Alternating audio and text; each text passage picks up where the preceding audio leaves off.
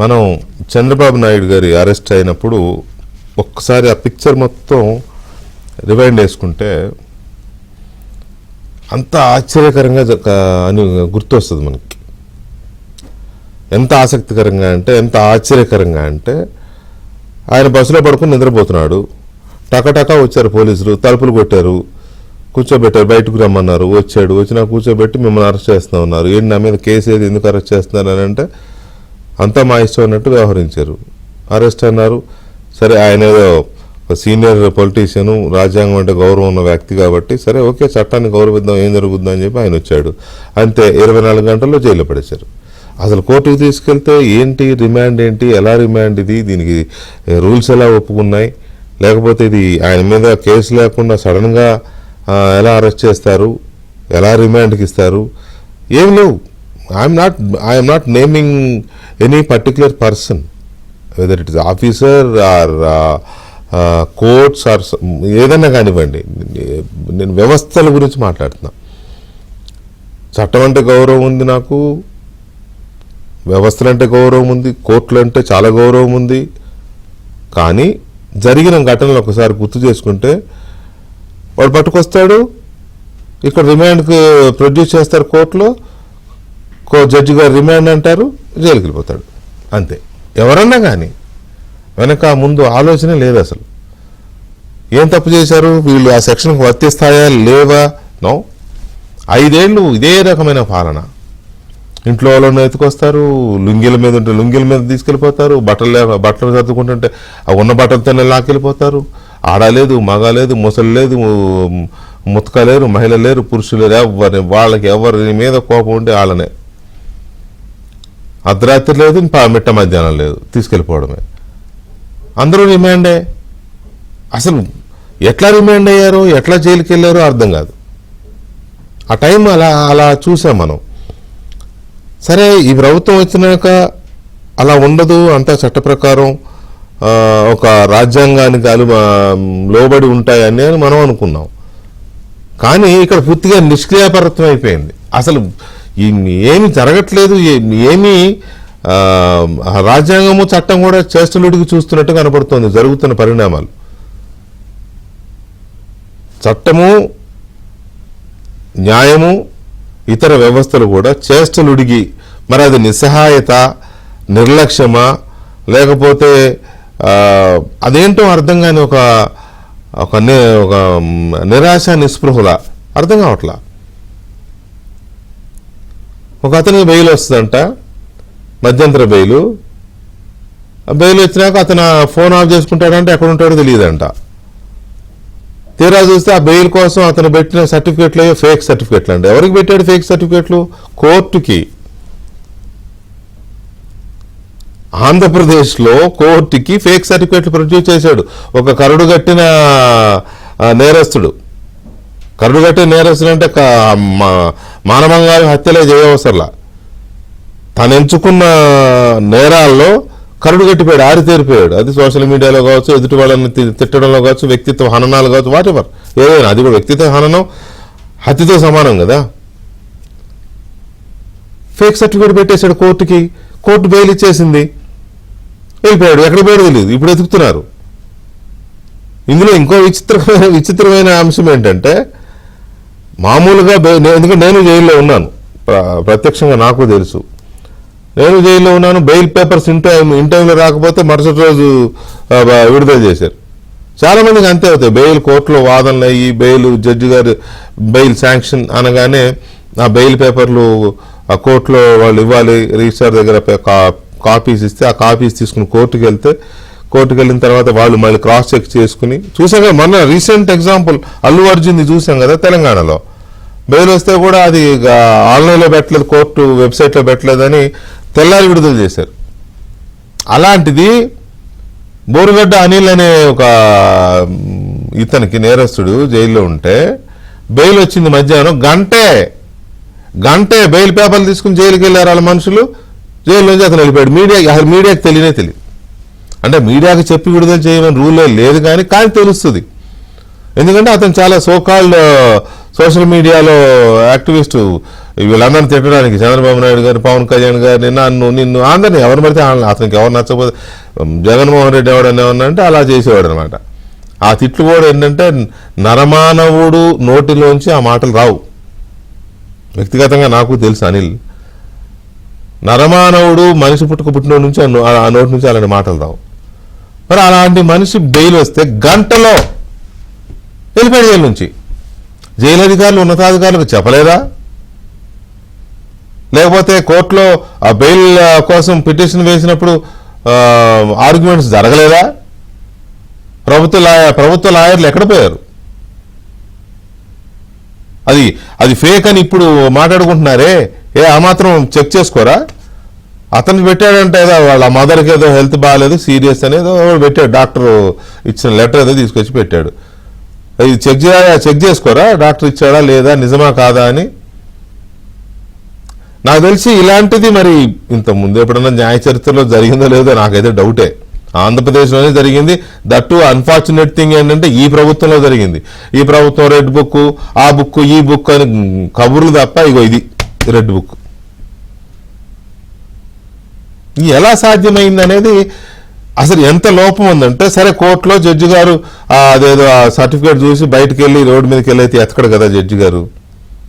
చూశాడు, వాళ్ళ లాయర్లు ఉన్నారు, వీళ్ళ లాయర్లు ఉన్నారు, ఓకే ఇచ్చుండొచ్చు, బెయిల్ ఇచ్చుండొచ్చు.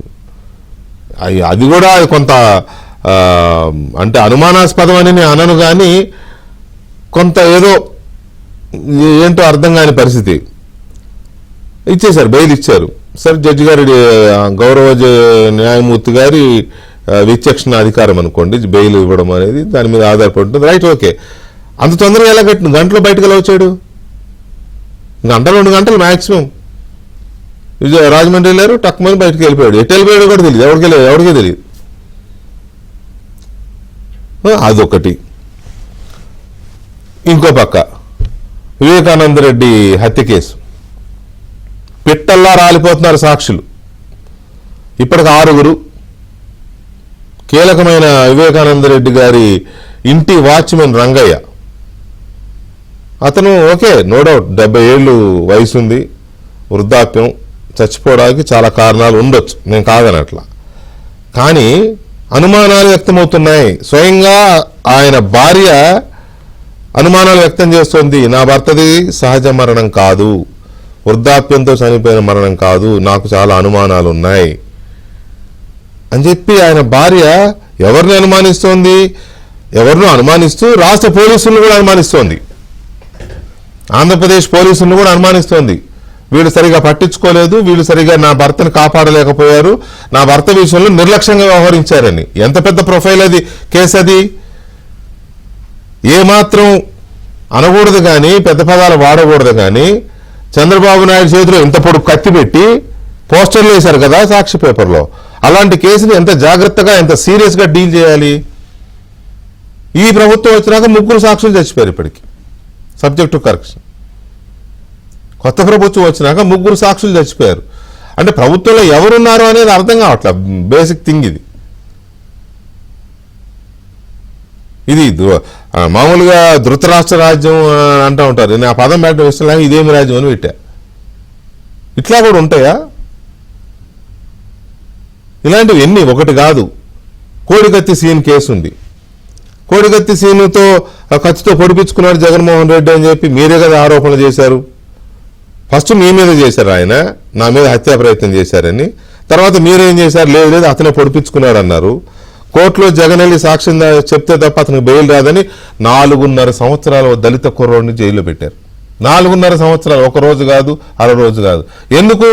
కేవలం జగన్మోహన్ రెడ్డి అనే వ్యక్తి కోర్టుకు వెళ్ళి విట్నెస్ ఇవ్వకపోవడం వల్ల. 9 నెలలు అయింది, ఇప్పటికేమైనా జగన్ ఏమైనా కోర్టుకు వచ్చాడా? ఆ కేసులో ఏంటి పురోగతి అని చెప్పండి. I'm questioning, I'm asking directly గవర్నమెంట్ని. డ్రైవర్ సుబ్రహ్మణ్యాన్ని హత్య చేసిన వ్యక్తి ఎక్కడున్నాడు? హాయిగా శాసన మండలిలో చట్టసభలో కూర్చొని ఒళ్ళూసుకుంటున్నాడు, ఏకలు పక్కపక్కలు. అతను బెయిల్ మీద ఉన్నాడు, నిజమే.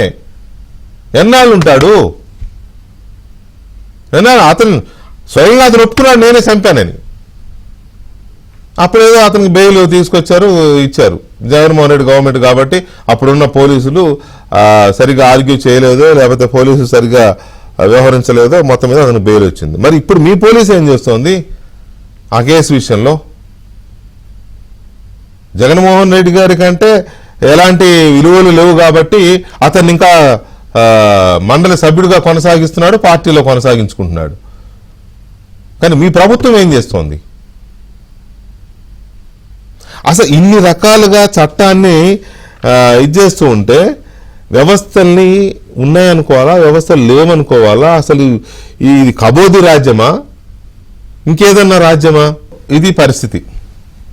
అటు చూస్తే బోరుగొడ్డ అనిల్ దాంట్లో బెయిల్ ఎలా వచ్చింది ఎవరికి అర్థం కాదు. ఫేక్ సర్టిఫికేట్తో బెయిల్ ఏంటి అనేది అది అతిపెద్ద మిస్టరీ. ప్రభుత్వ న్యాయవాదులు ఏం చేస్తారనేది అదొక చర్చ జరుగుతుంది నిజంగానే. తర్వాత మిగతా విషయాలు. ఇప్పుడు వివేకానంద రెడ్డి గారి హత్య కేసులో రంగయ్యది మధ్యాహ్నం నుంచి నా డిబేట్కు సంబంధించి ప్రోమో నడుస్తుంది. క్యాబినెట్ మీటింగ్ అయిపోయిన తర్వాత మీటింగ్ అయిపోయిన తర్వాత ఈ చర్చ జరిగిందంట. చర్చ జరిగిన తర్వాత అప్పుడు అనుమానాలు వ్యక్తమైనాయి అంట. ఏంటి అనుమానాలు? మంత్రివర్గ సమావేశం అనంతరం రంగయ్య మృతిపై సుదీర్ఘ చర్చ. వివేక హత్య కేసు నిందితులు ఒక్కొక్కరుగా చనిపోతున్న అంశంపై దాదాపు గంట పాటు చర్చ. ఎప్పుడు చనిపోయింది? 3 రోజులైంది చనిపోయి. చనిపోయిన రోజు ఈవినింగే అతని వైఫ్ అనుమానాలు వ్యక్తం చేసింది, పోలీసులు పట్టించుకోవట్లేదని చెప్పింది. రంగయ్య కాదు, ఆల్రెడీ అప్రూవల్గా మారిన దస్తగిరికి చెప్తున్నాడు నాకు సెక్యూరిటీ భయంగా ఉందని, నాకు ఆ సెక్యూరిటీ ఉండడం కంటే లేకపోవడం మంచిదని కూడా చెప్పాడు అతను. ఏం జరుగుతుంది? రంగయ్య మృతి వెనుక ఉన్న అనుమానాలను మంత్రులకు వివరించిన డీజీపీ. తెలియదా? సాక్షులకి ఒక్కొక్కడు పిట్టల్లాగా లేచిపోతున్నారని చెప్పి ముందు నుంచి తెలుసు కదా. కీలకమైన వ్యక్తుల్ని ప్రొటెక్ట్ చేసుకోవాలనే మినిమం బేసిక్ ఇది ఉండదా? వివేక హత్యను తొలుత గుండెపోటుగా చిత్రీకరించినట్టే సాక్షి మీడియాలో రంగయ్యను పోలీసులు చంపారంటూ తొలుత ప్రసారం కావడంపై మంత్రివర్గంలో అనుమానాలు. ఇవాళ 3 రోజులైంది కదా జరిగి, ఇవాళ అనుమానాలు ఏంటి? ఆ రోజే వెంటనే మంత్రివర్గం అంటే వాళ్ళు కూర్చుంది కాబట్టి మంత్రివర్గంలో అనుమానాలు వచ్చినాయి. మరి జరిగిన రోజే సాక్షిలో రాశారు కదా చంపేశారు, ఎవరో చంపేశారని. వెంటనే రంగంలోకి దిగాలి కదా. అవతరోడు అన్నాక కుయ్యో మొర్రో అని. అప్పుడు అలాగే జగన్ కుట్రల పట్ల అప్రమత్తంగా ఉండాలని అందుకే తాను పదే చెప్తూ వస్తున్నానన్న సీఎం. జగన్ కుట్రలు చేస్తున్నాడని చెప్తున్నారు సీఎం గారు, అప్రమత్తంగా ఉండాలని చెప్తున్నారు. ఆయన చెప్పేది ఎక్కడ పోతుంది? అప్రమత్తత ఎక్కడ పోతుంది? అంటే ఇలా విని ఇలా వదిలేస్తున్నారా? ఆయన చెప్పి చూసుకుంటారని ఆయన వదిలేస్తున్నారా, లేకపోతే వీళ్ళు విని వదిలేస్తున్నారా, లేకపోతే ఎవరు చేసే పని వాళ్ళు చేసుకుంటూ వెళ్ళిపోతున్నారు కింద స్థాయిలో? ఆ బంధాలు, ఆ అనుబంధాలు, ఆ కాంటాక్ట్స్, చెంచాగిరి, అమ్ముడు పోయినతనం ఇవన్నీ ఇంకా వదులుకోలేదేమో బహుశా. పరిటాల రవి హత్య కేసులో సాక్షులు ఇలాగే చచ్చిపోతూ వచ్చారనే విషయాన్ని సీఎం గారు గుర్తు చేశారు. ఇది వివేకానంద రెడ్డి హత్య జరిగిన రోజు నుంచి మొత్తుకుంటున్నాం మేము. పరిటాల రవి సందర్భాన్ని దీనికి లింక్ పెడుతూ సాక్షులు చచ్చిపోతున్నారనే మొదలైన దగ్గర నుంచి ఆల్మోస్ట్ ఎవ్రీ డిబేట్లో జరుగుతూనే ఉంది. చివరికి ఇప్పుడు ప్రభుత్వం ఇప్పుడు ఆ ఆలోచనకు వచ్చింది, ఓహో అప్పుడు ఇలాగే జరిగింది. ఏమీ అర్థం కాని పరిస్థితి. దీని మీద మనతో చర్చలో పాల్గొంటున్నారు సిపిఎం సీనియర్ నాయకులు, మాజీ శాసనసభ్యులు ఎంఏ గఫూర్ గారు, అలాగే బీజేపీ సీనియర్ నాయకులు and TTD board member Bhanuprakash Reddy గారు, కనపర్తి శ్రీనివాసరావు గారు తెలుగుదేశం పార్టీ సీనియర్ నాయకులు అండ్ మాజీ జడ్జి రామకృష్ణ గారు మనతో చర్చలో పాల్గొంటున్నారు. ముందుగా శ్రీనివాసరావు గారు నమస్తే అండి. నమస్తే సార్. కనపర్తి గారు ఏమంటే అంటే అంటే అన్నా ఉంటారు కానండి, అసలు సిస్టమ్స్ ఉన్నాయా? స్టేట్ లో సిస్టమ్స్ ఉన్నాయా?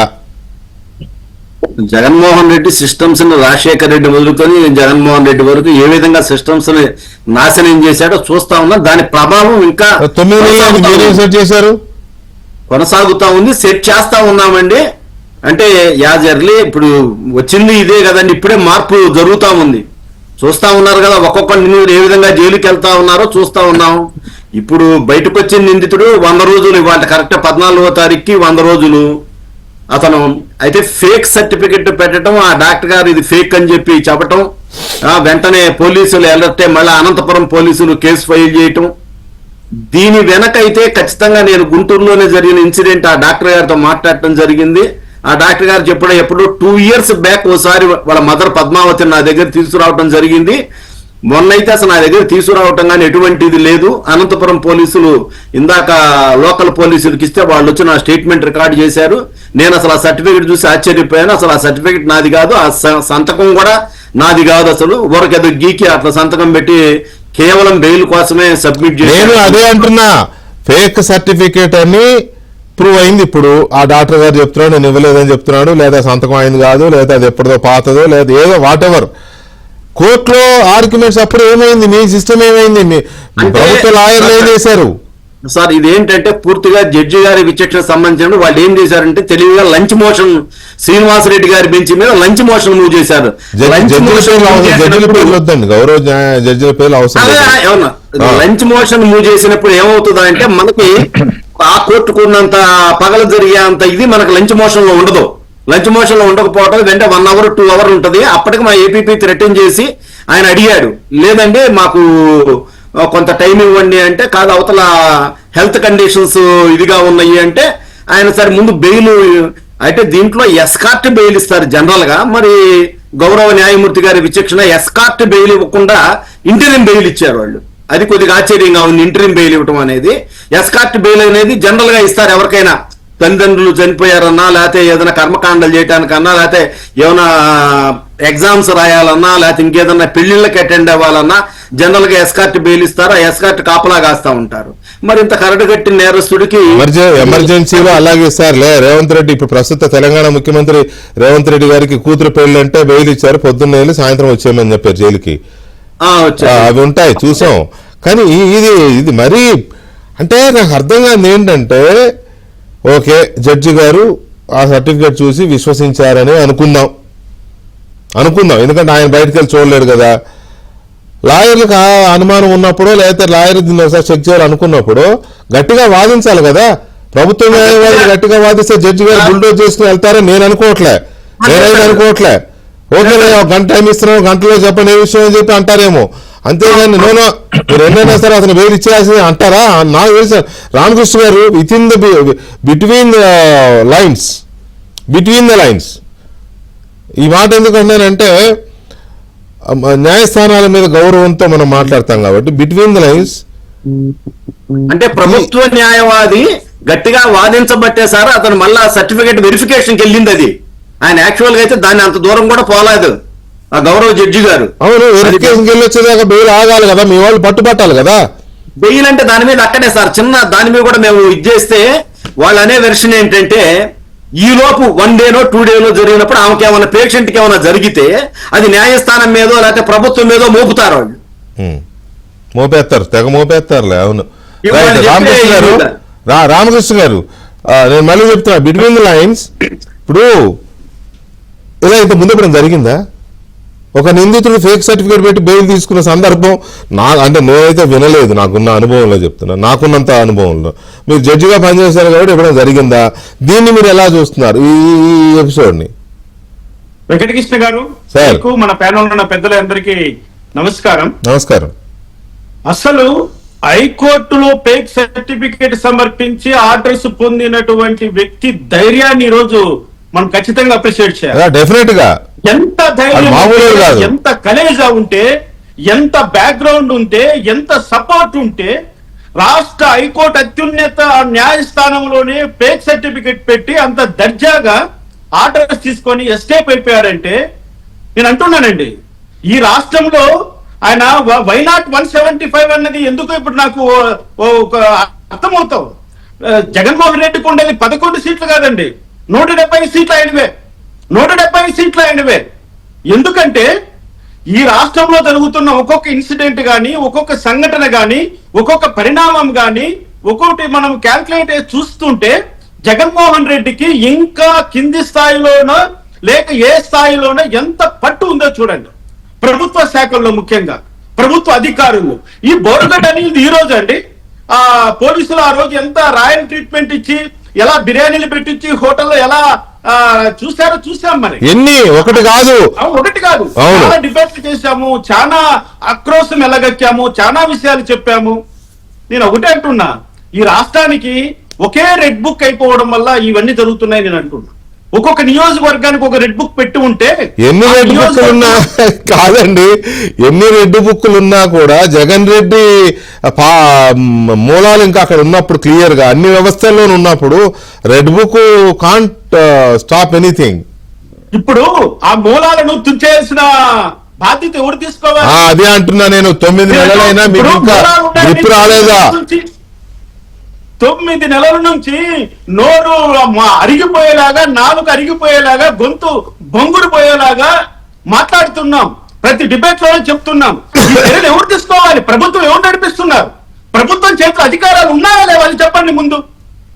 మీరు ఒకటి ఇప్పుడు కనపర్తి శ్రీనివాసరావు గారు ఇప్పుడే స్టార్ట్ చేశామండి, మా బయలుదేరడానికి ట్రైన్ సిద్ధంగా ఉంది. ఇంకా ఎన్ని రోజులండి? నేరస్తులు పట్టుకోవడానికి, నేరస్తులు శిక్షించడానికి, నేరాలు అరికట్టడానికి ఒక క్షణము చాలదా? ఒక వ్యక్తి ప్రాణం పోవడానికి, ఒక వ్యక్తి మానం పోవడానికి, ఒక స్త్రీ తన సర్వస్వాన్ని కోల్పోవడానికి ఒక క్షణము చాలదా? క్షణాలు ముఖ్యమా, రోజులు ముఖ్యమా, సంవత్సరాలు ముఖ్యమా? ఇక్కడ మీ చేతిలో పోలీస్ డిపార్ట్మెంట్ ఉంది. ఇంటెలిజెన్స్ నిద్రపోయారా? ఇంటెలిజెన్స్ చీఫ్ లో పోలీసులు నిద్రపోయారా? లాయర్లు నిద్రపోయారా? సరే, జడ్జిల గురించి నేను మాట్లాడు అసలు ఆ ప్రస్తావన జడ్జిల గురించి మాట్లాడినంటే మీరు ఇప్పుడు దానికి కొన్ని నిబంధనలు ఉంటాయి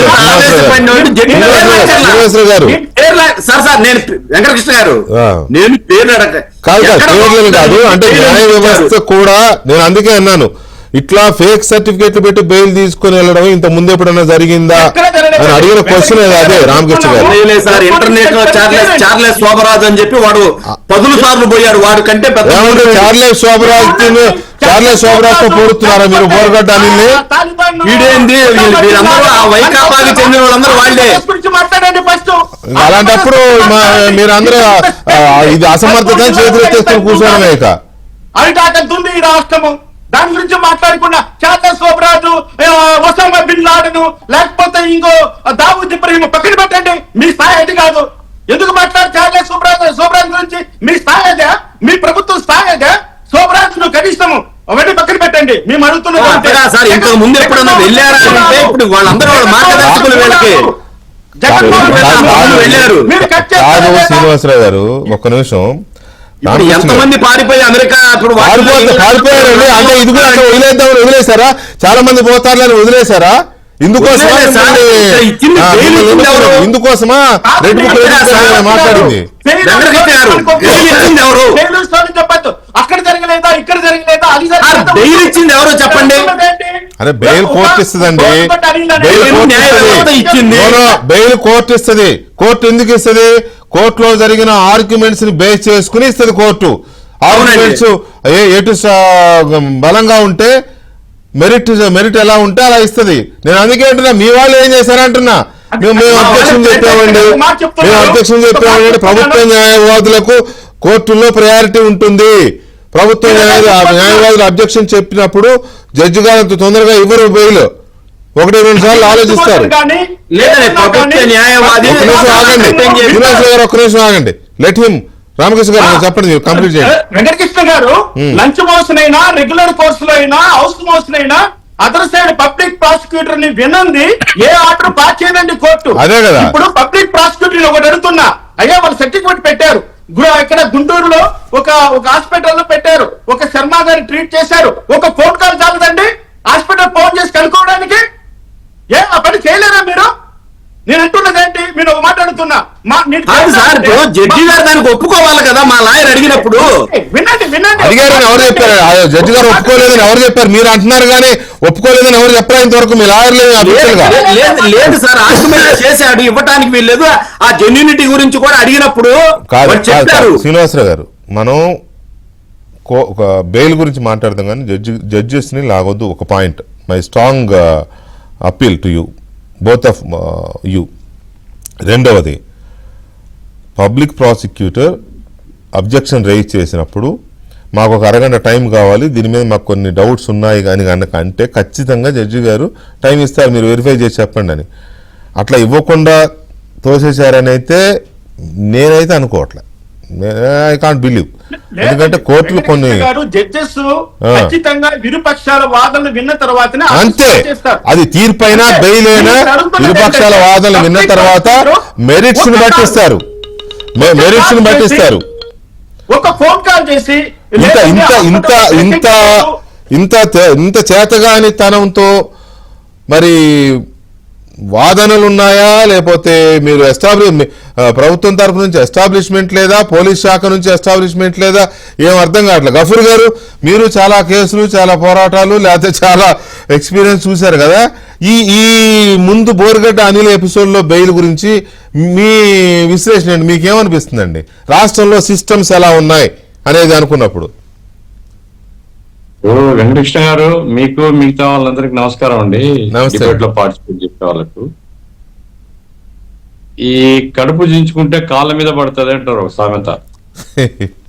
మేము జగన్మోహన్ రెడ్డి ప్రభుత్వం పోవాలి పోవాలి పోవాలని గొంతు ఎండిపోయేంత వరకు మీ డిబేట్ లో గానీ మిగతా డిబేట్స్ లో గానీ అరుస్తూ ఉన్నాయి. ఇదే ఇంకా మిగతా ఏమున్నాయి? మిగతా దాంట్లో కూడా ఎవరు పిలిచినా గానీ ఇదే వాదన చెప్పవచ్చు. అవును. ఇప్పుడు గవర్నమెంట్ మారిన తర్వాత కనపర్తి శ్రీనివాసులు గారు ఆయన ఏం చెప్పినా అంత సమర్థనీయమైనటువంటి వాదన లేదండి. ఇప్పుడు 2 రోజుల కిందట హైకోర్టు సిఎస్ ను పర్సనల్ గా వచ్చి జవాబు చెప్పమని చెప్పింది. ఏమిటి అంటే పీపీని ఏపీపీని ఎందుకు నియమించారు మీరు? అదే కదా జరుగుతుంది. నెక్స్ట్ క్వశ్చన్ అదే యాక్చువల్ గా. రైట్, చెప్పండి. సిఎస్ ను పర్సనల్ గా వచ్చి ఎక్స్ప్లెయిన్ చేయాలన్నారు. ఎందుకు వచ్చింది దుస్థితి? ఏం చూసినా గవర్నమెంట్ గడ్డి పీకుతుందా? ఏమండి, బాగా పనిచేస్తే చాలా ఎఫెక్టివ్ గవర్నమెంట్, సిగ్గుపడాలా మీరు? ఒక్క పని కూడా ఎఫెక్టివ్ గా చేసినా చెప్పడానికి లేదు ఈ గవర్నమెంట్ లో. ఆయనేమో ముఖ్యమంత్రి గారు ఉందండి, వ్యక్తిగతంగా విమర్శించడం లక్ష్యం కాదు. ఆయన ఏది అబ్దుల్ కలాం శిష్యులాగా ఉన్నాడు. అబ్దుల్ కలాం గారు ఏం చెప్పినారంటే అందమైన కళలు కనండి అని. ఆయన రాష్ట్రాన్ని గురించి అందమైన కళలు 47 లేకుంటే ఇంకా 3000 ఆ కళలతో ఆయన ఉన్నాడు. మీకు ప్రజలు ఇచ్చింది ఈ వర్స్ట్ గవర్నమెంట్ పోవాలా, ఇది ఈ గవర్నమెంట్ ను రీప్లేస్ చేస్తూ మెరుగైన మంచి గవర్నమెంట్ రావాలా, మమ్మల్ని గురించి పట్టించుకోవాలని ప్రజలు మీకు ఇచ్చింది. మీరు ప్రజల్ని పట్టించుకోవడం లేదు. ఇప్పుడు ఏమైతుంది? మంత్రులు అండి, ఎందుకంటే ఎందుకు తీసుకున్నారో నేనేం చెప్పలేను, అది డిస్క్రిప్షన్ ఆఫ్ ది సీఎం. మంత్రులకు కమాండ్ లేదు, సబ్జెక్ట్ లేదు, ఏ మంత్రికి అధికారం లేదు. ఇప్పుడు సకల శాఖ మంత్రులు తయారవుతున్నారు తెలుగుదేశంలో కూడా. ఇది ఎక్కడికి పోతుంది రాష్ట్రము? మీరు అనుకుంటుండొచ్చు 164 సీట్లు మీకు ఉన్నాయని. 151 ఇచ్చినప్పుడు విరవిగినారు ఆయన. ఏమైంది నెక్స్ట్ 5 సంవత్సరాల్లో? మీరు అది గుర్తుపెట్టుకొని ఏది ప్రయారిటీ, ఏ విషయంలో ఏం చేయాలని స్పష్టత ఉండాలా. ఇప్పుడు బోరుగడ్డ అనిల్ కుమార్ లాంటి వాని బెయిల్ అప్లికేషన్ వేసినప్పుడే హియరింగ్ లంచ్ మోషన్ మూవ్ చేసిండొచ్చు.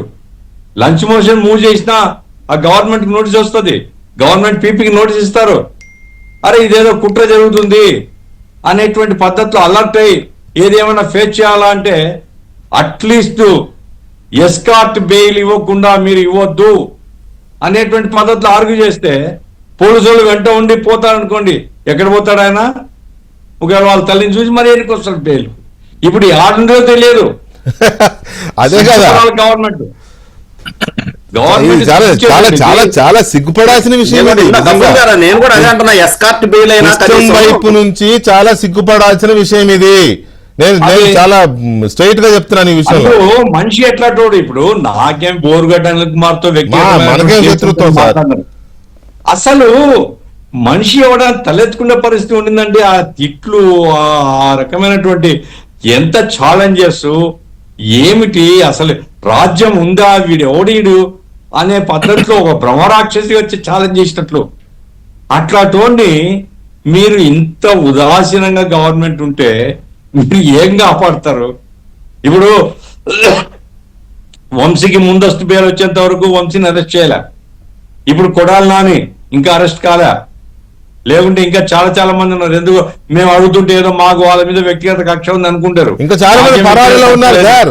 9 నెలల నుంచి పరారీలో ఉన్న వాళ్ళు ఉన్నారు. ఉదాహరణకి బిన్నెల రామకృష్ణారెడ్డి తమ్ముడు. గవర్నమెంట్ ఏం చేస్తుందని గప్పూర్ గారు ఒక మాట చెప్తాను. ఏదైనా ఇంటీరియం బెయిల్ గానీ లేదా ఇంకేదైనా బెయిల్ లో ఒక ఇంటీరియం ఆర్డర్ ఇవ్వాల్సి వచ్చినప్పుడు ఆ క్యాండిడేట్ యొక్క యాంటీసిడెంట్ చూస్తాం మేము. ఈ రౌడీ సీటర్లకి అస్సలు ఇవ్వము. రౌడీ సీటర్ కు ఇక్కడ ఒకటండి, ఒకటి గఫూర్ గారు లైట్ గా టచ్ చేశారు. నిజానికి ప్రజలు ఇదా కోరుకుని ఉండొచ్చు, అభివృద్ధి కావాలని కోరుకుని ఉండొచ్చు, నో డౌట్. వెల్ఫేర్ ఆయన బటన్ నొక్కాడు, మీరు ఇస్తారు, ఇంకా బాగా ఇస్తారా తక్కువ ఇస్తారా అది సెకండరీ. అభివృద్ధి కోరుకుని ఉండొచ్చు. జగన్మోహన్ రెడ్డి రాష్ట్రాన్ని భ్రష్టు పట్టించాడని ప్రజలు నమ్మారు, నిజమే. చంద్రబాబు నాయుడు వస్తే మళ్ళీ రాష్ట్రం పురోగతికి వెళ్తుంది, నమ్మారు, నిజమే. ఇవన్నీ నిజమే. కానీ వీటన్నిటితో పాటు ఇంకో కీలకమైన పాయింట్ ఉంది, ఇదే. ఈ అరాచకాలు ఉండొద్దు, ప్రజాస్వామ్యం ఉండాలి, శాంతి భద్రతలు ఉండాలి. మీరే చెప్పారు భద్రత కల్పిస్తాం, ప్రజలందరికీ భద్రత కల్పిస్తామని మేనిఫెస్టోతో సహా చెప్పారు మీరు. ఏది భద్రత కల్పించిన సంగతి దేవుడెరుగు. వాళ్ళందరూ తప్పించుకు పారిపోతున్నారు, మీ కళ్ళకు గంతలు కట్టి మీ కళ్ళ ముందే పారిపోతున్నారు. ఇందుక ప్రజలు ఇంత ఇదిగా గొంతు చించుకుని అరిచి తన్నులు తిని కేసులు పెట్టించుకొని ఓట్లేసింది ఇందుకు. భానుప్రకాష్ రెడ్డి గారు నమస్కారం. నమస్కారం. ప్రజలు ఓట్లు వేయడానికి చాలా కారణాలు ఉండొచ్చు భానుప్రకాష్ రెడ్డి గారు, కానీ వాటన్నిటితో పాటు ఇది కూడా ఒక కీలకమైన కారణం అని మీ అందరికీ తెలుసుక. కూటమి పార్టీలకి ప్రజలు విసిగిపోయి వేసారిపోయి ఏం చేయాలో తెలియక ఎలక్షన్లు ఎప్పుడొస్తాయని ఎదురు చూశారు. ఎందుకంటే ఇక దీనికోసమే, ఈ అరాచకాలు ఆగాలని. కానీ ఇప్పుడు జరుగుతున్నది ఏంటి? 9 నెలలు అయింది. ఇందుక జనం ఓట్లేసింది. నగరకృష్ణ, మీకు పైన పెద్దలందరికీ నమస్కారాలు. నమస్కారం. మీరు చెప్తున్న మాటల్లో కార్యకర్తల్లో ఉన్నటువంటి మనోభావాలు మీ ద్వారా వస్తున్నాయని నేను అనుకుంటున్నాను. ఎందుకంటే సేమ్ ఇదే మమ్మల్ని కూడా అంటే మీతో ఉన్న ఫోన్ లో మాట్లాడి ఉంటారు ఇక్కడ జరుగుతామని చెప్పి. చాలా మంది డిబేట్ పెట్టండి. నాతో కూడా చాలా మంది మాట్లాడుతున్నారు. బానన్న మన ప్రభుత్వంలోకి వచ్చి 8 నెలలైంది, ఇంకా చట్టాన్ని తమ ఆధీనంలోకి తీసుకొని గత 2019 నుంచి 24 వరకు ఇష్టానుసారంగా వ్యవహరించినట్టు వారి మీద మనం చర్యలు తీసుకుంటామని చెప్పాము. ఎన్నికల సమయంలో చెప్పినాం, ప్రజలకు భరోసా ఇచ్చాం. కానీ ఇంకా అనుకున్నంత స్థాయిలో మనం ఇంకా పని చేయట్లేదని చెప్పి చాలా మంది అడుగుతున్నారు నన్ను కూడా. కానీ దానికి నేను ఒకటే సమాధానం చెప్తున్నా. మేం ప్రభుత్వంలోకి వచ్చిన తర్వాత మా ఎన్డీఏ కూటమి టీడీపీ, బీజేపీ, జనసేన మా దృష్టి అంతా వికసిత ఆంధ్రప్రదేశ్ మీద ఉంది. దాంతో పాటు గతంలో జరిగినటువంటి ఆగడాల్ని, అన్యాయాల్ని, దౌర్జన్యాల్ని అరికట్టి శాంతి భద్రతలకి విఘాతం కలగకుండా చూసుకోవాల్సిన బాధ్యత ఈ కూటమి ప్రభుత్వం మీద ఉంది.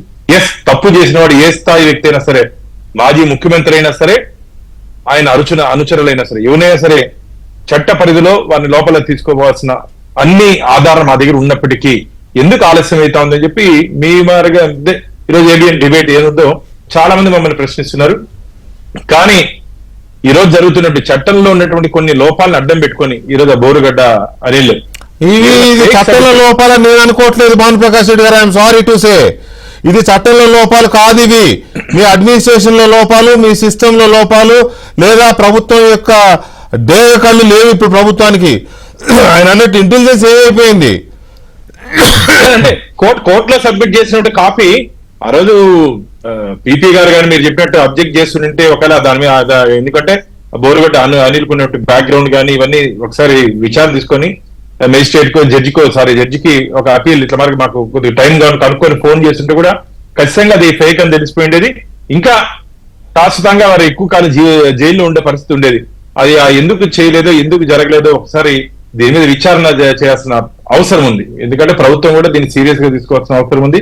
ఒక కరుడు కట్టినటువంటి వ్యక్తి, ఎందుకంటే వారు మాట్లాడే మాటలు కానీ వారు వివరించిన తీరు కానీ గతంలో 2019 నుంచి 24 వరకు ఎవరు అండదండలతో ఏ విధంగా మాట్లాడాడు, అసలు సభ్య సమాజం సిగ్గు తలదించుకునే విధంగా మాట్లాడాడు. మనిషి అన్నోడు అట్లా మాట్లాడాను. ఒక మృగం. నేను ఎందుకు ఈ పదాలు ఎందుకు పడుతున్నా అంటే ఆ పదాలు కానీ, ఆ భాష కానీ, ఆ యాస కానీ వారు మాట్లాడిన మాటలు కుటుంబ సభ్యుల్ని బాధపరిచే విధంగా కుటుంబాలకి నిజమేనా మీరు అన్నది నిజమే. అతను అలా మాట్లాడాడు కాబట్టి అందరూ అతని మీద చాలా కోపంగా ఉన్నారు. ఆ కోపంగా ఉన్న దాన్ని వాళ్ళు ఏం చేశారు? ఫేక్ సర్టిఫికేట్తో వెళ్ళిపోతాడా? న్యాయ వ్యవస్థలో చాలా అరుదైన విషయం. ఏమో అదే చార్లెస్ శోభారాజు అప్పుడు జరిగిందని అంటున్నారు శ్రీనివాసరావు గారు. అది ఎవడు చార్లెస్ శోభారాజు చేశాడంటే దానికి దీనికి పోల్చుకోలేం కదా. ఆంధ్రప్రదేశ్ లో ప్రభుత్వ హయాంలో అలా జరిగిందంటే ఎవరికి అవమానం ఇది? లేదా ఖచ్చితంగా జనం ఓట్లేసింది అనుకోరా? దీని మీద ఖచ్చితంగా అందుకని చెప్తున్నాను, దీని మీద ఎంక్వైరీ ఖచ్చితంగా వెయ్యాలని చెప్పి మేము కూడా కోరుకుంటున్నాం. బోరుగడ్డ అనిల్తో పాటు ఇప్పుడు అంటే ఇప్పటికే పోసాని గాని మిగతా వాళ్ళు ఏ విధంగా ఎవరు ఎలా వ్యవహరించారో వాళ్ళ మీద ఎంత కఠిన సర్టిఫికెట్ మీద జరగాలి. అక్కడ జరిగిన ఆర్గ్యుమెంట్స్ ప్రభుత్వ లాయర్లు ఎందుకు చేయలేదు, ఎందుకు అడగలేదు, అది కూడా రావాలి. ఎంక్వైరీ రాజమండ్రి జైలు వాళ్ళు వదిలిపెట్టేటప్పుడు ఇన్ఫర్మేషన్స్ అన్ని రావాలి. కాపీ ఎప్పుడు వచ్చింది, ఎప్పుడు వెళ్ళి అదంతా కూడా అన్ని రావాలి. హోంమంత్రి గారికి ఇన్ఫర్మేషన్ లేదా? డీజీపీ గారికి ఇన్ఫర్మేషన్ లేదా? ఉన్నత స్థాయి అధికారులకు ఇన్ఫర్మేషన్ లేదా? జైలు శాఖ డీజీకి ఇన్ఫర్మేషన్ లేదా? ఇవ్వాలి కదా పై దాకా ఇన్ఫర్మేషన్. అంటే ఇప్పుడు అధికారులు కూడా ఇంకా జగన్ ను మోసేవాళ్ళు, జగన్ ని ప్రేమించే వాళ్ళు ఉన్నారని చెప్పి మాకు అనుమానం ఉన్నాయి. అనుమానం ఉండడంలో తప్పలేదు కానీ 9 నెలల తర్వాత కూడా అధికార కూటమిలో ఉన్న మీలాంటి వాళ్ళు కూడా ఇంకా అనుమానాలు ఉన్నాయి అని మాట్లాడుతుంటే కేసులు వస్తుంటే మాకు అది అనుమానాలు వస్తున్నాయి. అవునండి, అనుమానాలు కాదు నిజాలే అవి. అనుమానాలు రోజు 9 నెలలు అవుతుంది, రోజు చెప్తూ ఉన్నారు అనుమానాలు ఉన్నాయని. ఇది నిజమైన అనుమానం కాదు, ఇది కల కాదు, మనం నిజంలో ఉన్నాం, భ్రమ కాదు ఇది నిజం. ఒక్క నిమిషం మాను గారు, ఒక్క నిమిషం. కాంగ్రెస్ సీనియర్ నేత వెంత సంజీవ్ రెడ్డి గారు వచ్చారు. సంజీవ్ రెడ్డి గారు నమస్కారం. చెప్పండి. ఏమనిపించింది మీకు? ఎందుకు వచ్చారు లైన్ లోకి మాట్లాడదామని? రిలవెంట్ గా పెట్టారు, ఇదేమి రాజ్యం కరెక్ట్ గా పెట్టారు. ఇప్పుడు బాలన్న గాని గఫూర్ గారు కానీ అక్కడ జడ్జి గారు కూడా ఉన్నారు.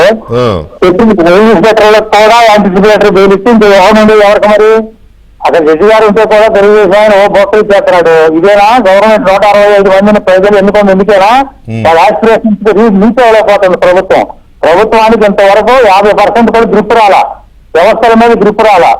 ఏదో ఒక ఫేక్ లెటర్ పెడితే ఈ పాటికి ఆ పెట్టినటువంటి డిఫెన్స్ లాయర్ని కూడా లోపల పడేయాలి. ఏం చేస్తుందండి గవర్నమెంట్? టైం తీసుకుని లెటర్ చెక్ చేసుకోవాల్సిన అవసరం లేదా? జడ్జి గారు ఏం చెప్పారు, రామకృష్ణ గారు ఇందాక ఏ మోసమైనా కానీ చూసి పరిశీలించిన తర్వాత మేము డిసైడ్ చేస్తామని చెప్పారు. ఒక ఫేక్ డాక్యుమెంట్ వచ్చినప్పుడు మీ అడ్వకేట్ ఏం చేస్తున్నాడు, మీ పీపీ ఏం చేస్తున్నాడు, మీ యంత్రాంగంతో ఏం చేస్తుంది? 1 గంట టైం అడిగి సర్టిఫికెట్ ని మీరు వెరిఫై చేసుకోలేనప్పుడు ఇంకేమన్నా ఏం కంట్రోల్ ఉన్నట్టు గవర్నమెంట్కి ఇక్కడ? ఎట్టి పరిస్థితుల్లోనూ ప్రజల ఆస్పిరేషన్స్ రీచ్ అవ్వలేకపోతున్నారు. మళ్ళా సెంట్రలైజ్ అయిపోతుంది ప్రభుత్వం అంతా కూడా. కింద గఫూర్ గారు కూడా చెప్పారు సకల రాజ్య మంత్రులు తయారవుతున్నారని చెప్పి. కరెక్ట్, అది కింద రూట్ లెవెల్లో ప్రజలు చాలా ఇబ్బంది పడుతున్నారు. ఈసీ గారు మీరు చెప్పింది టైంలీ పెట్టారు డిబేట్. ఈ డిబేట్ చాలా అర్థవంతంగా ఉంది కానీ సమాధానాలు బాగా రావట్లేదు. కాదు, టైంలీగా పెట్టే అవకాశం నాకు బోరుగడ్డ అనిల్ ఇచ్చాడు. ఓకే, ఎవరన్నా ఇవ్వనండి, టైంలీ పెట్టారు, ప్రజల్లోకి వెళ్లాల్సిన అవసరం ఉంది. భాను గారికి డైరెక్ట్ క్వశ్చన్ ఒకటి, మోదీ గారిది అమిత్ షా గారిది సెంట్రల్ గవర్నమెంట్ అనుమతి లేకుండా సహాయం లేకుండానే జగన్మోహన్ రెడ్డి ఇన్ని సంవత్సరాల నుంచి లోనికి వెళ్లకుండా బయట ఉన్నారంటారా? దాన్ని సూటుగా ప్రశ్నిస్తామని చెప్పమానండి. బాగున్నానని చెప్పమానండి. మీరు పగలండి కొద్దిగా. కూటమిలో ఉన్నారు, పెద్దమ్మ పాత్ర ఉన్నారు, డబుల్ ఇంజిన్ సర్కార్ పైన కింద మీరే ఉన్నారు. ఏంటి యాక్షన్ అయింది? 9 నెలలు అయితే యాక్షన్ అయిందండి. సమర్థించుకోవడం కాదు, యాక్షన్ ఉండాలి. ప్రజలు కోరుకునేది అది. ఇమ్మీడియట్ యాక్షన్ వదులుతున్నారు ప్రజలు. దానికి సమాధానం చెప్పండి. రైట్. చెప్పండి, సంజీవ్ రెడ్డి గారు ఏమన్నాడు? సంజయ్ రెడ్డి గారు ఏమన్నారంటే తెలుగుదేశం నాయకులు మోకరిస్తున్నారు కానీ దీనికోసమా ఇలాంటి సిస్టమ్స్ ఎందుకు ఇంకా సెట్ చేసుకోలేకపోతున్నారు, ప్రజలు ఎందుకు ఓట్లేసింది అనేది ఆయన ఆర్గ్యుమెంట్. ఓవరాల్ గా మిగతా వాళ్ళు ఏమన్నారు ఆయన అదే సెన్స్ లో చెప్పారు. ఆయన ఆరోపణ కూడా అదే. వెంకటకృష్ణ గారు ఒక్క మాట చెప్తా ఉన్నా, గతంలో హైదరాబాద్ లో మత కల్లోహాలు కానీ ఉండండి, మీరు వినండి మొత్తం.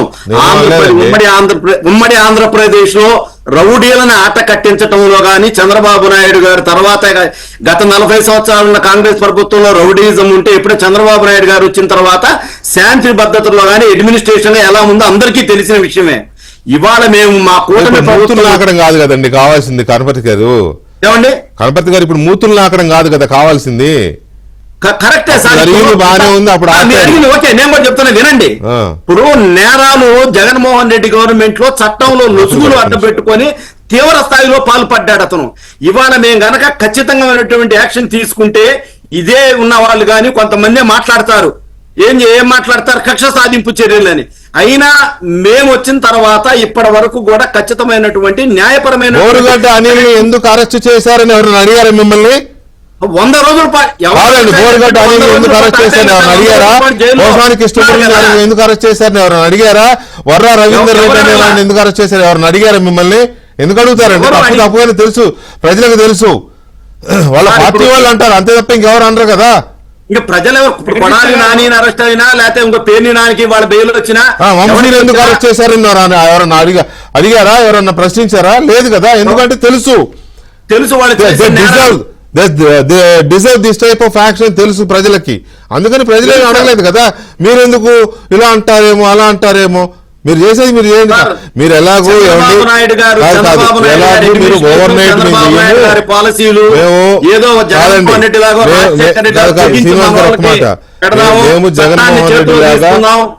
ఒక్క నిమిషం శ్రీనివాస్ గారు, మేము జగన్మోహన్ రెడ్డి లాగా కక్షపూరితమైన చర్యలకు దిగము, చట్టం ప్రకారం న్యాయం ప్రకారం చేస్తామని చంద్రబాబు నాయుడు గారు 1000 సార్లు చెప్పారు. అలాగే వెళ్తున్నారు కదా. ఇప్పుడు ఏమైనా చట్టానికి గంతలు కట్టి పారిపోయాడు మనిషి. నేను చెప్తున్నాను అది కదా మాట్లాడుతున్నది.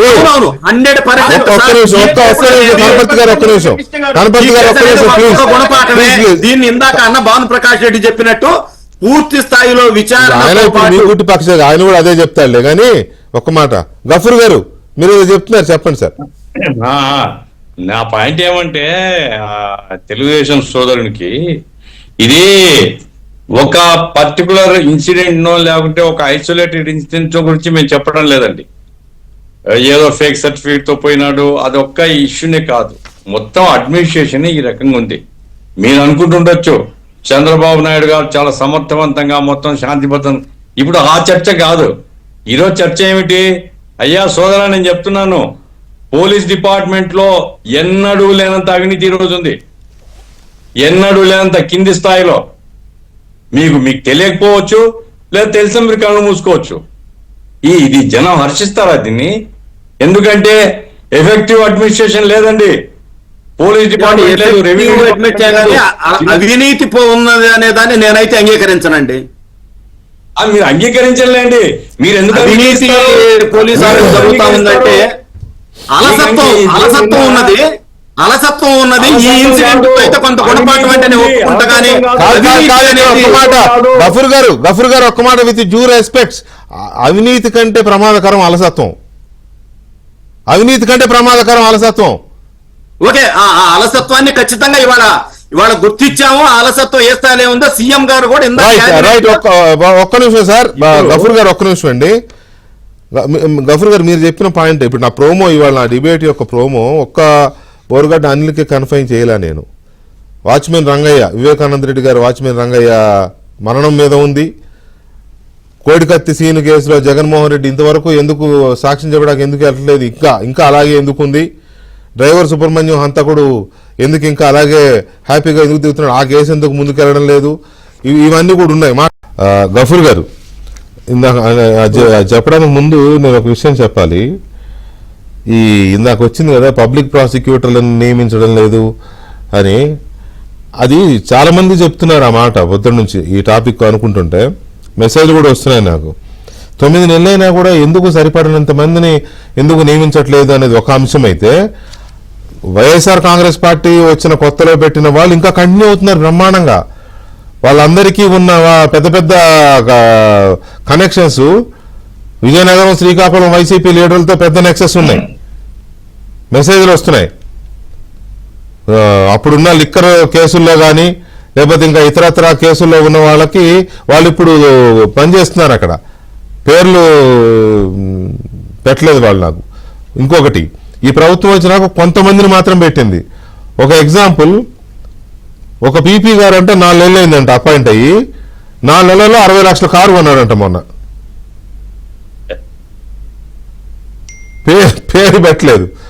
4 నెలల్లో 60 లక్షల కారు. Is it possible? ఇన్నాళ్ళు లేదు, ఇప్పుడు ఎలా వచ్చింది? ఒక్క నిమిషం సార్, అది అంటే నేను ఇన్ఫర్మేషన్ చెప్పడం కోసం చెప్పాను. రైట్, ఇక్కడ ఈ బోరగడ్డ అనేది ఇలా ఉంటే రంగయ్య వివేకానంద రెడ్డి గారి హత్య కేసులో సాక్షులు టపా టపా టపా ఎగిరిపోతున్నారు. ఇప్పటికి 6 వాచ్మెన్ రంగయ్యతో 6. ఆయన భార్య అనుమానం వ్యక్తం చేస్తుంది. ఇందాక కేబినెట్ మీటింగ్ లో సీఎం గారు కూడా అనుమానాలు వ్యక్తం చేశారంట. అందరూ అనుమానాలు వ్యక్తం చేసే వాళ్ళు అయితే అనుమానాలు నివృత్తి చేసేది ఎవరో నాకైతే అర్థం కావట్లా. వెంకటకృష్ణ గారు చేయాలా? నేనే చేయాలిగా. ఇప్పుడు వెంకటకృష్ణ గారు ఏం జరుగుతుందంటే రాష్ట్రంలో నేను ఈ గవర్నమెంట్ రావాలని బలంగా వాదించేవాడిని, ఇప్పుడు కూడా ఈ గవర్నమెంట్ పోవాలని చెప్పేవాడిని కాదు.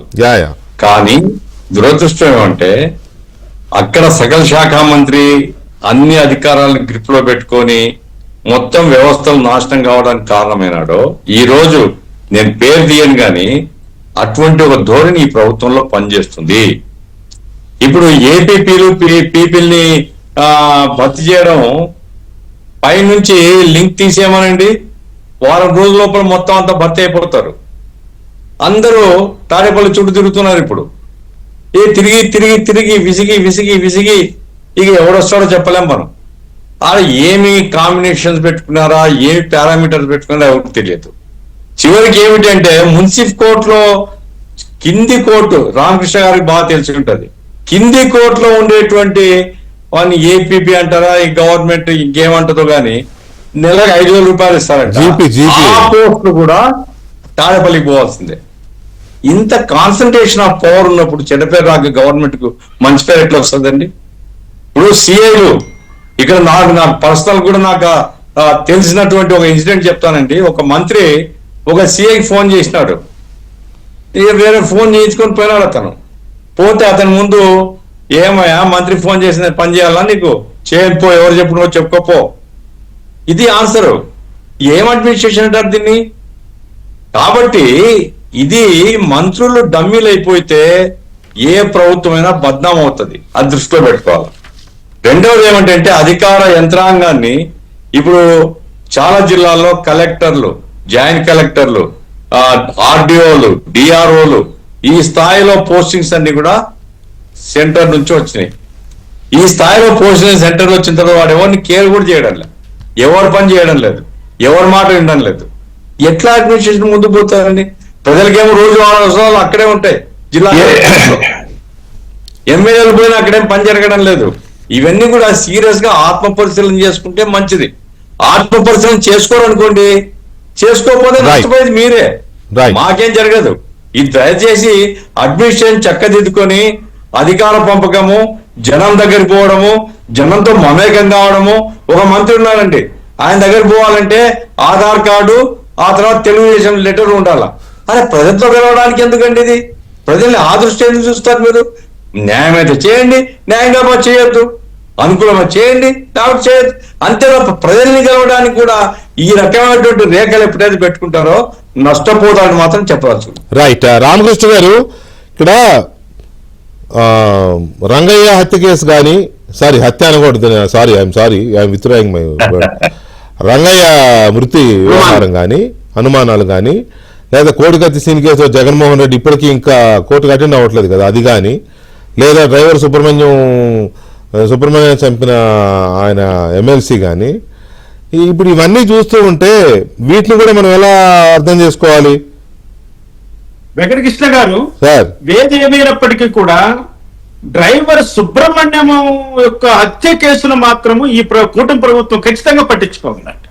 ఎందుకంటే హత్య చేసి డోర్ డెలివరీ చేసి డిఫాల్ట్ బెయిల్ కింద ఉన్నాడు అతను, ఆ ఎమ్మెల్సీ అనంతబాబు. డిఫాల్ట్ బెయిల్, అది డిఫాల్ట్ బెయిల్ ను ఎప్పుడైనా క్యాన్సిల్ చేసే అధికారము కోర్టుకు ఉంటుంది.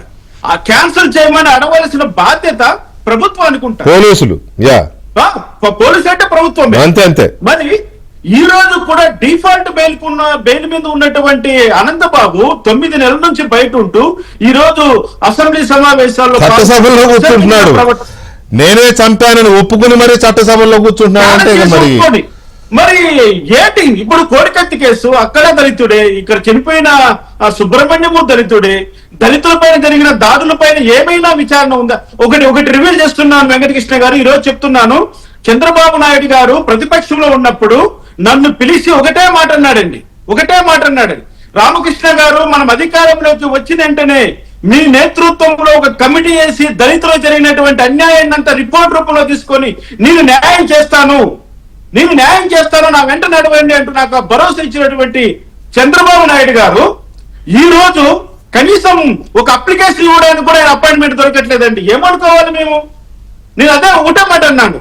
చంద్రబాబు నాయుడు గారు ఎప్పుడు ఒకే ఒక కాస్ట్యూమ్ లో ఉంటాడు, ఒకే రకమైన డ్రెస్ వేస్తాడు. ఆయన మనసులో మాత్రము రకరకాలైనటువంటి భావాలు ఉంటాయండి బాబు. ఇది మాత్రం నిజం. నా అనుభవం చెప్తున్నాను. ప్రజలు ఏమన్నా అనుకోండి, మీరు ఏమన్నా అనుకోండి, చంద్రబాబు నాయుడు గారితో నాకున్న అనుబంధాన్ని బట్టి, ఆయనతో జరిగిన చర్చలు బట్టి ఈ నెంబర్ ఆఫ్ టైమ్స్ కలిశానండి ప్రతిపక్షంలో ఉన్నప్పుడు. నేను ఎన్నిసార్లు వెళ్ళానో నాకు తెలియదు. వెళ్ళినప్పుడల్లా ఆయన వెంటనే అపాయింట్మెంట్ ఇచ్చి చాలా విషయాలు మాట్లాడి చాలా విషయాలు చెప్పాడు. నేను ఒకటే అడిగాను, సార్ మా దళితుల పైన చాలా అరాచకాలు చేస్తున్నాడు జగన్మోహన్ రెడ్డి, అతను వదిలిపెట్టకూడదు, ఏదో రూపంలో దళితులకు న్యాయం చేయాలి, ప్రావిడెన్స్ కింద న్యాయం చేయండి, న్యాయం చేయండి. రామకృష్ణ గారు ఒక్క నిమిషం. ఇప్పుడు శ్రీనివాసరావు గారు ఇప్పుడు చూశారు కదా, కీలకమైన కేసులు ఇవి. జగన్మోహన్ రెడ్డి స్వయంగా ఉన్న కేసు ఏది? అది కోడికత్తి కేసు. ఇటు చూస్తే వివేకానంద రెడ్డి కేసు, హత్య కేసు. అసలు ఎంత చంద్రబాబు నాయుడు గారి చేతిలో ఇప్పుడు కత్తి పెట్టేశారు కదండి. అలాంటి దాన్ని కూడా ఇంత దీనిగా ఎలాగా వదిలేస్తున్నారో అర్థం కావట్లేదు. సాక్షులు చచ్చిపోతున్నారు, ఇంకో 2-3 చచ్చిపోతే అవుట్. తర్వాత చెప్పేవాడు అడిగోడు కూడా ఉండడు. ఇంకా ఇక డ్రైవర్ సుబ్రహ్మణ్యం.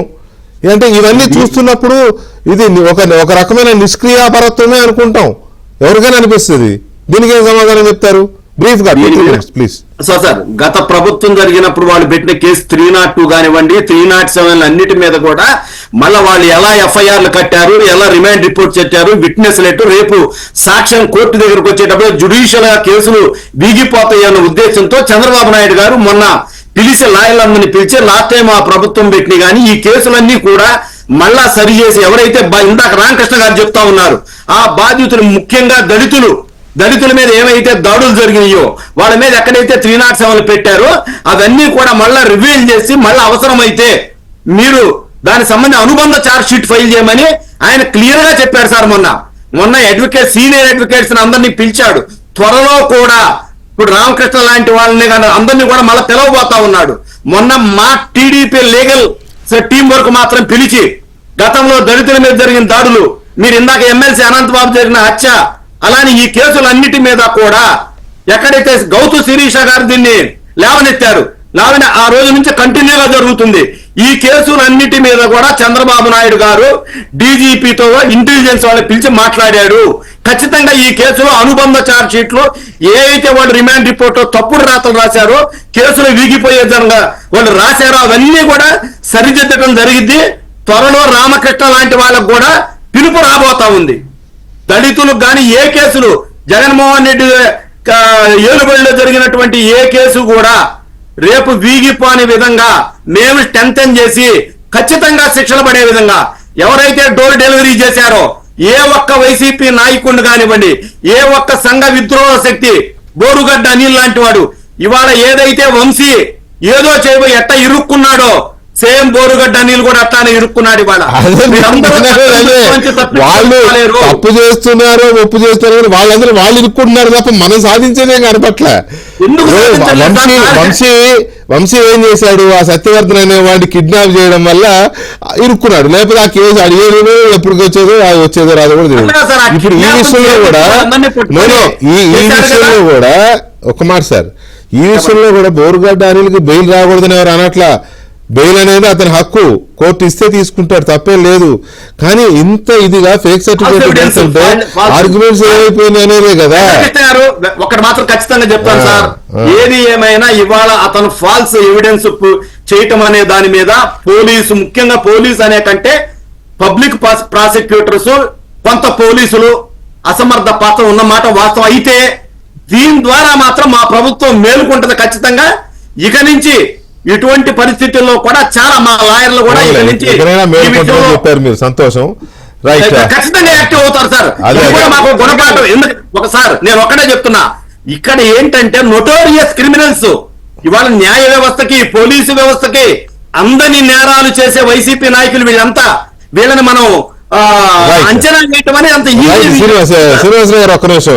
భానుప్రకాష్ రెడ్డి గారు ఏమైనా చెప్తారా మీరైనా? ఇకనైనా ఇలా ఉంటది, ఇలాంటి విజయ్ గారు ఒక్క మాట, భానుప్రకాష్ మాట్లాడబోయేది ఒక్క మాట చెప్పండి. నేను టైం తీసుకోను. చెప్పండి. ఏం లేదు, సిబిఐ కదా ఇప్పుడు వివేకానంద రెడ్డి మర్డర్ కేసు అవును. నడుస్తుందంటే సిబిఐ. మీరు భానుప్రకాష్ రెడ్డి గారు వారి పార్టీ తరఫున సెంటర్ పోయి రిప్రజెంట్ చేసి సిబిఐ ఇంత నిష్క్రియాపరత్వం ఈ కేసులో ఉన్నది, తొందరగా తేల్చండి మీరు అని హోమ్ మినిస్టర్ గారికి రిప్రజెంట్ చేస్తే 6 ఏళ్ళు అయింది, 6 చచ్చిపోయారు సాక్షులు. ఇంకెంతమంది ఉన్నారో నాకు తెలియదు. వాళ్ళు కూడా ఒక్కొక్కరు వెళ్ళిపోతారు. అది పెద్ద విచిత్రమే కాదు ఇది. భాను గారు, వెంకటకృష్ణ గొడ్డల పోటీని గుండెపోటుగా మార్చి 6 మందిని దాదాపు ఈ రోజు చనిపోయారు. ఈ కేసుని ఏదైనా ఉద్దేశపూర్వకంగా వారు ఏదైనా నీరుగార్చే ప్రయత్నం చేయాలని ప్రయత్నం చేసినప్పటికీ సెంట్రల్ బ్యూరో ఆఫ్ ఇన్వెస్టిగేషన్ ఖచ్చితంగా క్లియర్ కట్ గా అబ్జర్వ్ చేస్తోంది. దానికి కావాల్సిన సాక్ష్యాధారాలని సంపాదించి మెటీరియల్ ఎవిడెన్స్ అంతా ఉంది కాబట్టి ఖచ్చితంగా ఎవరు తప్పించుకునే అవకాశం లేదు, ఎవరికి అనుమానాలు లేదు. సిబిఐ ఇంపార్షియల్ ఎంక్వైరీ చేసింది. ఖచ్చితంగా ఎవరు దీంట్లో పాత్రదారులు, సూత్రధారులు, లబ్ధిదారులు ఎవరు ఉన్నారు, హత్య వల్ల ఎవరికి లబ్ధి పొందిందో, లేదా దీన్ని ఎందుకు చేయించారు, ఎవరి కోసం చేయించారు, అందరినీ ఖచ్చితంగా రాబోయే రోజుల్లో సిబిఐ డీటెయిల్ చేసే రోజులు దగ్గరలోనే ఉన్నాయని చెప్పి నేను ఆశాభావం వ్యక్తం చేస్తున్నా. ఖచ్చితంగా ఇప్పుడున్నటువంటి రాష్ట్రంలో ఉన్నటువంటి శాంతి భద్రతలు మేము వచ్చిన తర్వాత చాలా మెరుగుపడ్డాయి. ఎక్కడ కానీ మీరు కానీ గమనించినట్టయితే గంజాయి విషయంలో కానీ, అల్లరి ముఖాల విషయంలో కానీ ఎక్కడ చూసినా మేము మంచి పోలీస్ అధికారులకి స్ట్రిక్ట్ ఇన్స్ట్రక్షన్స్ ఇచ్చి లా అండ్ ఆర్డర్ ని పూర్తి స్థాయిలో కంట్రోల్ చేసినట్టు ప్రభుత్వం మాదన్న. మీరు గత 2019 నుంచి 24 వరకు జరిగిన సంఘటనలు కానీ ఇప్పుడు కానీ మీరు కానీ గమనించినట్టయితే పూర్తి స్థాయిలో ప్రజలు ఎటువంటి ఇబ్బంది పడకుండా లా అండ్ ఆర్డర్ ని కాపాడుతూ వచ్చాం. కానీ ఇప్పుడు ఎవరెవరు ఉన్నారో బోరుగడ్డ గతంలో చట్టాన్ని అతిక్రమించి వ్యవహరించిన వారి మీద ఇప్పటికే చాలా మందిని దాదాపు దాంట్లో ఎవరెవరు అతిగా వ్యవహరిస్తారో అందరినీ డిటైన్ చేయడం జరిగింది చట్ట పరిధిలో. ఇంకా ఎవరెవరు మిగులున్నారో వారి మీద కూడా ఖచ్చితంగా ఎవరిని స్పేర్ చేయాల్సిన అవసరం మాకు లేదు. అందరి మీద ఖచ్చితంగా సివియర్ యాక్షన్ ఉంటుందని చెప్పి ఏబిఎన్ ద్వారా ఆంధ్రప్రదేశ్ రాష్ట్ర ప్రజలకి, ముఖ్యంగా మా ఎన్డీఏ కూటమిలో ఉన్నటువంటి కార్యకర్తలకి భరోసా ఇస్తున్నారు. ప్రజలు 9 నెలల నుంచి ఎదురు చూస్తూనే ఉన్నారు. చూద్దాం ఇంకొన్ని రోజులు చేస్తున్నా, మంచి పనులు చేస్తున్నా, మంచి పనులు అదే సార్ అదే నేను కాదనట్లు. అందుకనే ప్రజలు చూస్తారు అంటున్నా. రైట్. దాంతోపాటు ఎవరో ఒక ఆయన మెసేజ్ పెట్టాడు. మరి ఆయనకి అంత ఫ్రస్ట్రేషన్ ఏంటో నాకు అర్థం కాల. ఆఫ్టర్ ఆల్ ఒక రౌడీ షీటర్ గురించి డిబేట్ అవసరమా? డిబేట్ పెట్టే వాళ్ళకన్నా జ్ఞానం ఉండాలి. ఏదో పెట్టాడు. ఆ రౌడీ షీటర్నే కదా అరెస్ట్ చేసి జైల్లో పెట్టారు. ఎందుకు అరెస్ట్ చేశారు మరి? పనికి మన రౌడీ షీటర్ వదిలేని గాలికని వదిలేయిపోయారా? అక్కడ కోర్టులో ఫేక్ సర్టిఫికేట్ పెట్టుకుని బెయిల్ తెచ్చుకుని పారిపోతే ఇవాళ బదనాం ఎవరయ్యారు? ఎవరు పరువు పోయింది? మీ ప్రభుత్వం పరువే పోయింది, మీ పోలీసుల పరువే పోయింది, మీ లాయర్ల పరువే పోయింది. అంత సిగ్గు ఎగ్గు లేకుండా నువ్వు ఆఫ్టర్ ఆల్ రౌడీ షీటర్ మీద డిబేట్ ఎందుకని నువ్వు మెసేజ్ పెట్టడం ఏంటయ్యా బాబు? ఆ మాత్రం దానికి అసలు అలాగే మరి రౌడీ షీటర్ అనుకునే కాడికి రెడ్ బుక్ అని ఎందుకు ఊపారు మరి? లేదు సార్, ఈ నోటేరియస్ వెంకటకృష్ణ గారు మిమ్మల్ని కాదు, ఎవరో ఒక అపర మేధావి నాకు సలహా ఇవ్వడం కోసం మెసేజ్ పెట్టాడు. ఆఫ్టర్ ఆల్ ఒక రౌడీ షీటర్ మీద డిబేట్ ఏంటని. ఇది ఒక రౌడీ షీటర్ మీద కాదు, మొత్తం సిస్టమ్స్ ఫెయిల్యూర్ మీద పెట్టిన డిబేట్ ఇది. ఆ మాత్రం కామన్ సెన్స్ లేకపోతే ఎలా? Thank you very much Srinivasarao గారు, రామకృష్ణ గారు, గఫూర్ గారు, భానుప్రకాష్ రెడ్డి గారు, థ్యాంక్ యూ వెరీ మచ్ అండి. ఇది వాటి డిబేట్.